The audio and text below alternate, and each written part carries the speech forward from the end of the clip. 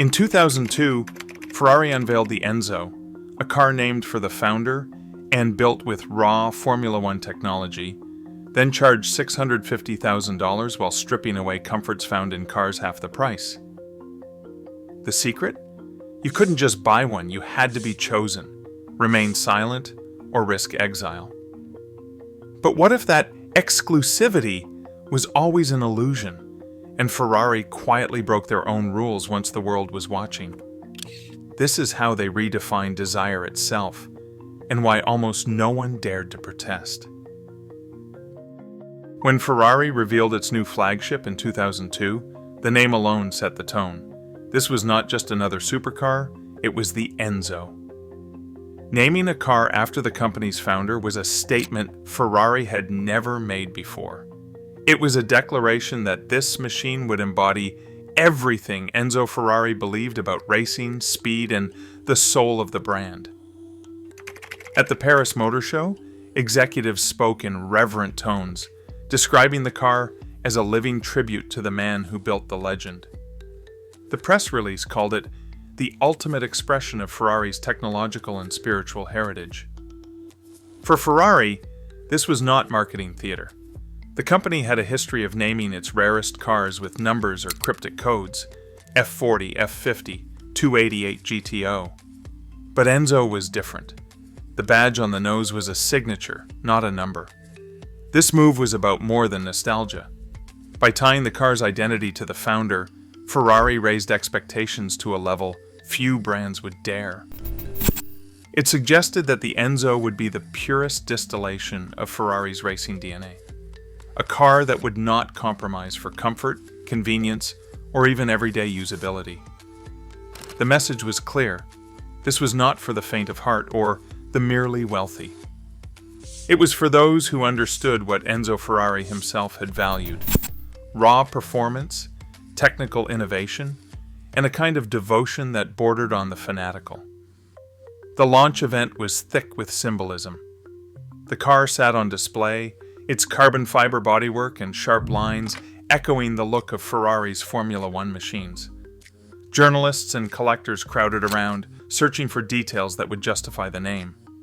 The engine, a 6-liter V12, sat exposed beneath a glass cover, a direct nod to the power plants that had dominated Grand Prix circuits.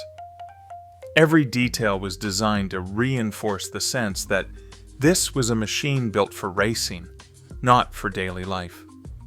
Ferrari's leadership leaned into this narrative. They spoke of the Enzo as a car that would challenge its owners, not coddle them. The company's engineers described their choices in almost spiritual terms, insisting that every technical decision served the goal of honoring Enzo Ferrari's original vision. The message was repeated in interviews, press kits, and launch speeches. This car would not be judged by ordinary standards. It would demand respect, skill, and loyalty from anyone lucky enough to be offered the chance to buy one. In that moment, Ferrari turned the act of buying a car into something closer to joining a cult. The Enzo was more than a product. It was a test of worthiness, a rolling monument to the founder's uncompromising ideals. And by staking so much on the name, Ferrari set the stage for a new kind of exclusivity, one that would soon reveal just how far the company was willing to go to protect its myth. The Enzo's engineering team approached the project with a single obsession: extract every ounce of speed, even if it meant stripping away comfort. The steering system is the clearest example. Ferrari left out power assistance entirely. At low speeds, the steering wheel demands real muscle, so parking or maneuvering in tight spaces becomes a workout.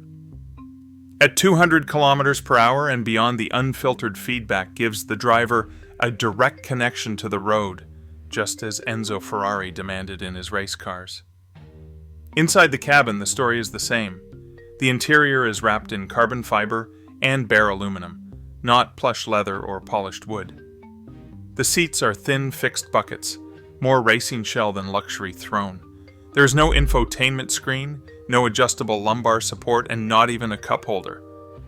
What you get is a flat-bottom steering wheel, a cluster of analog dials, and the constant presence of exposed bolts and raw materials.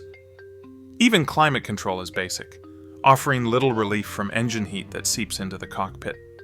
The gearbox also refuses to play by luxury rules. Ferrari equipped the Enzo with a single clutch, 6-speed automated manual transmission derived from Formula One. The Formula One transmission can shift in 150 milliseconds, but it is abrupt, especially at city speeds. Each gear change is a jolt, not a glide. There is no soft mode and no option for a traditional automatic. The calibration favors lap times, not traffic jams. The clutch is heavy, the engagement sharp, and the software expects the driver to keep up. Traction control is present, but it is tuned for maximum grip on a racetrack, not for comfort or safety in the rain. Electronic aids are minimal, always taking a back seat to the driver's inputs. The suspension, independent double wishbones with pushrod actuation, can adjust for different surfaces, but even in its softest setting, the ride is stiff. Every bump, every crack in the pavement is transmitted straight through the chassis. Under the glass engine cover, the 6-liter V12 dominates the car's identity. With 651 horsepower at 7,800 revolutions per minute, the engine demands to be revved hard. The red line sits high, and the specific output, 110 horsepower per liter, remains a benchmark for naturally aspirated engines. But all this comes at a cost. Fuel economy hovers around 10 miles per gallon, and the noise inside the cabin is relentless, a constant reminder that this is a machine built for speed above all else. Every technical decision reinforces the same message. The Enzo is a purebred racer adapted just enough for public roads. Comfort is sacrificed at every turn. Power steering, soft gear changes, and traditional luxury appointments are left behind, replaced by a focus on weight savings, mechanical feedback, and raw performance. For Ferrari's engineers, these were not flaws, they were proof of authenticity, a way to honor the founder's legacy by refusing to compromise. Securing a Ferrari Enzo began with a process that felt less like placing an order and more like entering a secret society. The journey started at the dealership, but not every Ferrari showroom could submit names. Only the most established dealers, those trusted by Maranello, held the power to nominate buyers. Even then, the list of potential candidates was tightly controlled. A customer could not simply walk in, write a check, and expect to be considered. Instead, the dealer would review their records, looking for clients who had demonstrated unwavering loyalty to the brand, buyers who had not only purchased previous flagships like the F40 or F50, but who had also ordered new Ferraris regularly, often for years. The paperwork was extensive. Dealers compiled detailed dossiers on each nominee, documenting every car purchased, every service visit, and every event attended. The submission forms included not just financial information, but a history of the customer's relationship with Ferrari. Some dealers even tracked how often a client ordered cars with bespoke options, or how willing they were to take delivery of less desirable models to stay in the brand's good graces. Once a dealer put forward a name, the application traveled to Ferrari's headquarters in Maranello. There, a committee would vet each candidate, cross-referencing global purchase histories and checking for any signs of disloyalty. The process was opaque by design. There were no published criteria, no public rankings, and no appeals. A customer could spend millions over decades and still find themselves passed over, with no explanation. The hierarchy was rigid. At the top were collectors with a track record of buying every limited edition model Ferrari produced. Below them were clients who had shown consistent support, but perhaps missed a previous flagship or sold a car outside the official dealer network. At the bottom were hopefuls with money, but no history. These names rarely made it past the first round. Dealers acted as both advocates and gatekeepers. They had to balance their own relationships with Ferrari against the demands of their wealthiest clients. Pushing too hard for an unqualified buyer risked damaging the dealer's standing with the factory. Failing to secure an allocation for a favored customer could mean losing their business altogether. The pressure was intense, and the stakes were personal. For those who made the shortlist, the next step was a formal invitation from Ferrari. This was not a congratulatory letter, it was a summons. Recipients were told they had been selected for the privilege of purchasing an Enzo and were given a short window to respond. There was no negotiation, no customization beyond a narrow set of approved colors and options. The price was fixed, the terms non-negotiable. Declining the offer or hesitating too long could mean being excluded from future opportunities. The entire process reinforced the idea that the Enzo was not a commodity, but a reward for proven devotion. The hurdles were not just financial, they were behavioral. Every step reminded buyers that they were being watched, evaluated, and judged by a company that valued loyalty above all else. In this system, the dealer became both a confidant and a sentinel, guiding clients through the labyrinth while making it clear that entry was never guaranteed. By the time an allocation was secured, the sense of accomplishment was matched by a new awareness. Ownership was conditional, and the privilege could be revoked. The process itself became a test of allegiance, setting the tone for the psychological contract that would define the Enzo's place in Ferrari's world. Inside the world of Enzo ownership, silence was not just encouraged, it was expected. Letters from Maranello came with subtle reminders. Discretion was part of the privilege. Owners, many of whom had spent years building their relationship with Ferrari, understood that public complaints about the car's quirks or discomforts could carry consequences. On enthusiast forums, discussions about the Enzo often tiptoed around criticism. One longtime collector wrote that you do not talk about the ride quality, you talk about the honor. Another posted that if you complain, you are just telling Ferrari you do not deserve the next one. The message traveled by word of mouth, reinforced by dealers, and echoed in private conversations at track days and collector gatherings. Owners traded stories about allocation letters and the unspoken rules. Some recalled receiving direct calls from their dealer after a magazine quoted them as less than enthusiastic about the car's gearbox. Others described the anxiety of being seen as ungrateful, especially when the next limited model was always on the horizon. It was not just about the car in the garage, it was about staying on the list for whatever came next. Ferrari's approach relied on social enforcement as much as corporate policy. In private WhatsApp groups and at invitation-only events, the boundaries of acceptable conversation were clear. Praising the Enzo's rawness, its connection to Formula One, and its uncompromising spirit was the norm. Criticizing the heavy steering or the harsh ride, even in jest, risked being remembered. The community policed itself. Owners who broke ranks and spoke too freely in the press found themselves quietly distanced, sometimes learning months later that their dealer had no allocation for the next special series. Archival press clippings from the early 2000s show a pattern.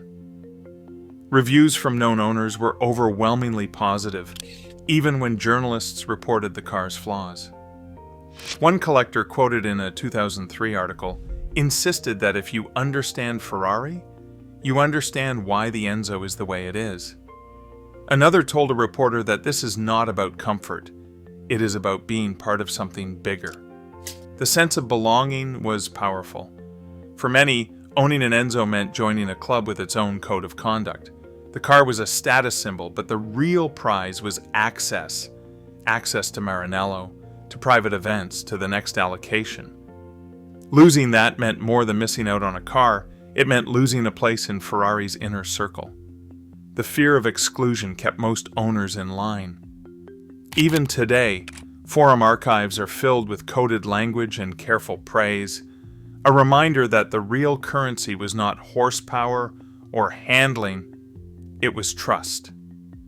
This culture of discretion shaped how the Enzo was discussed, protected, and mythologized.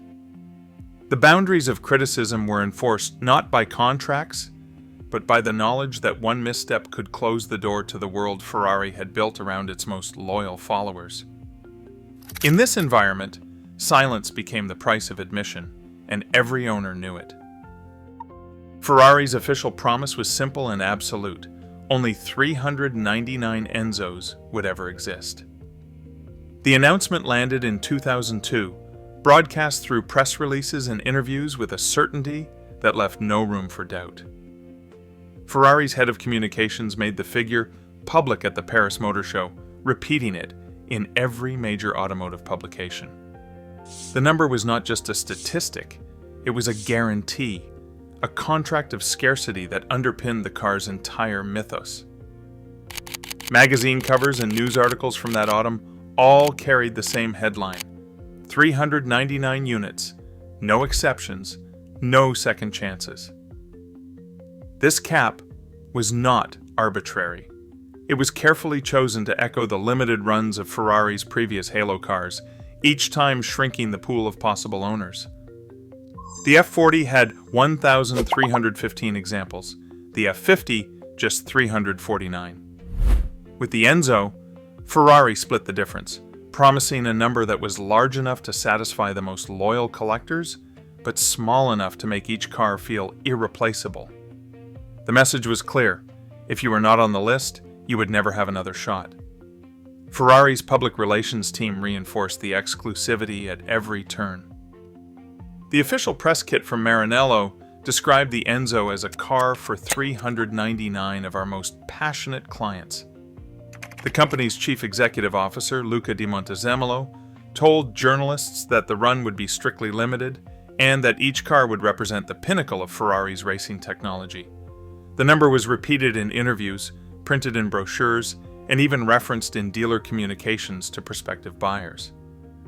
The certainty of 399 became a selling point in itself, a promise that owning an Enzo meant joining one of the rarest automotive fraternities in the world. For buyers, the cap was more than marketing. It justified the price and the hoops they jumped through to be selected. It reassured them that their investment was protected by the laws of supply and demand. The expectation was absolute. Ferrari would never break the pact. The 399 unit limit was not just a business decision, it was the foundation of the Enzo's value, the bedrock of its legend. Serial number registries and independent build sheets began to tell a different story than Ferrari's official press releases. While the company insisted on a cap of 399 Enzos, chassis data collected by registrars and Ferrari historians started to reveal gaps in the narrative. Enthusiast databases, some maintained by former Maranello insiders, mapped the VYN numbers assigned to every Enzo built. The sequence did not stop at 399. Instead, the registry points to a production run stretching well past the promised limit. Chassis numbers begin with 112,8778, the first production Enzo, and continue through a range that ends above 104 and 1900, a span that, when cross-referenced with known deliveries, suggests a total closer to 440 cars. Evidence of overproduction was not limited to numbers on a page. Auction catalogs and import records surfaced with Enzo 541N numbers that did not fit the official tally. One example, chassis 18879 was delivered in 2005 after the supposed final car had already been built and the cap had been locked in years earlier. Collectors tracking these anomalies found cars with build dates and sequence numbers that simply did not add up. Even the so-called Pope car, a special Enzo presented to the Vatican, was built after the 399th unit, quietly pushing the total higher. The registry contradictions grew harder to ignore as more cars appeared at auctions, each with a unique VIN and documented build history. Some sources, including respected model historians, put the final count at 440, while others, drawing from broader chassis ranges, suggest the number could be even higher when prototypes and test mules are included. The evidence was not buried in obscure corners. It was hiding in plain sight in public sales records and enthusiast-maintained databases. For those who had paid for exclusivity, the realization came slowly. The promise of 399 had underpinned the entire value proposition. Yet the hard data, chassis numbers, delivery dates, and registry entries made it clear that Ferrari's guarantee was more flexible than advertised. The myth of strict scarcity unraveled, not through rumor, but through the cold sequential logic of the VIN plates themselves. Buyers who secured an Enzo allocation had already wired their deposits before the last cars were even built. For most, the money left their accounts months, sometimes more than a year, before the final chassis rolled out of Maranello. By the time extra cars quietly appeared, the original buyers were locked in, their funds committed, and their place in the Ferrari hierarchy secured. The realization that more than 399 Enzos existed crept in slowly, through whispers at collector events and the appearance of unfamiliar chassis numbers in auction catalogs. Yet, there was no outcry, no lawsuits, no organized protest. Instead, owners kept their silence. The reasons ran deeper than simple brand loyalty. Ferrari had engineered a system where speaking out risked more than just a single car. It threatened future access. Owners knew that public complaints, especially about the breach of exclusivity, could jeopardize their standing. The social contract was clear: protect the myth, and the brand would protect your investment. Discretion wasn't just a virtue, it was a financial strategy. With resale values already climbing, few wanted to draw attention to the fact that the rules had changed after their checks had cleared.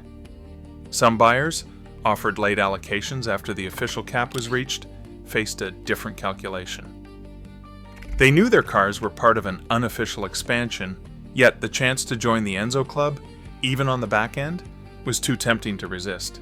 The extra builds were not advertised, but word spread among those who had just missed the first round. Dealers made quiet calls, and a select few found themselves with a second chance. These buyers, too, had no incentive to complain. Their entry depended on keeping the process discreet. Ferrari's profit motive was plain. Each additional Enzo sold brought in another $650,000 or more, with minimal extra development cost. The economics favored stretching the run, especially once the fixed costs had already been absorbed by the initial $399. For the factory, the upside was enormous. For buyers, the risk of dilution was offset by the reality that silence preserved both the brand's image and their own financial upside. The breach of the scarcity promise became an open secret, one that everyone involved had a reason to keep quiet. Auction houses once treated the Enzo as a curiosity. Now, it is a market phenomenon. The numbers tell the story better than any legend. In 2004, Enzos appeared on secondary markets with only a modest premium over their original cost. By 2012, prices started to climb, but the real acceleration came in the years that followed. In 2015, a red Enzo crossed the block at RM Sotheby's, hammering at $6.05 million. By 2020, the median sale price had settled above $2.5 million, with outliers pushing $3 million and beyond. In 2023, a low-mileage example sold for $4.1 million, and by early 2025, the median market value for an Enzo had climbed to over $3 million. This was not a gentle appreciation. The curve is steep, almost vertical at points, defying the typical aging pattern of even the rarest supercars. Analysts who track collector indices point to a handful of models: McLaren F1, Porsche Carrera GT, and Bugatti Veyron, that have seen strong gains. But the Enzo's trajectory stands apart. Its value has multiplied by nearly 5 since launch, outpacing both its direct rivals and the broader collector car market. The reasons are quantifiable: a fixed supply, relentless demand, and the psychological charge of being one of the chosen. Data from global auction sales, private brokerages, and online collector platforms all follow the same arc. In 2010, the average Enzo sale hovered around $1 million. By 2017, that figure doubled. The COVID-era market surge pushed prices even higher, with buyers in the United States, Europe, and the Middle East competing for the lowest mileage, best documented cars. The median price in 2025 sits comfortably above $3 million, with some examples, especially those with celebrity provenance or rare color specs, commanding premiums of $500,000 or more. Market analysts attribute this performance to more than just scarcity. The Enzo's selection process, the mythology of its allocation, and the aura of untouchable exclusivity have all fueled demand. Unlike most cars, the Enzo's value is not just about horsepower or design, it is about membership in a story that Ferrari wrote and the market amplified. On paper, the numbers are stark, a 350% increase over 2 decades, with no sign of softening. For those who secured an allocation, the payoff is clear. For everyone else, the price of entry is now measured in millions, and the curve keeps rising. Porsche's Carrera GT arrived on the scene a year after the Enzo, bringing its own brand of racing purity.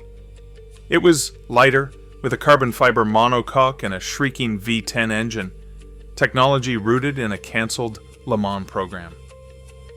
The Carrera GT offered a traditional 6-speed manual gearbox and a launch price of $440,000.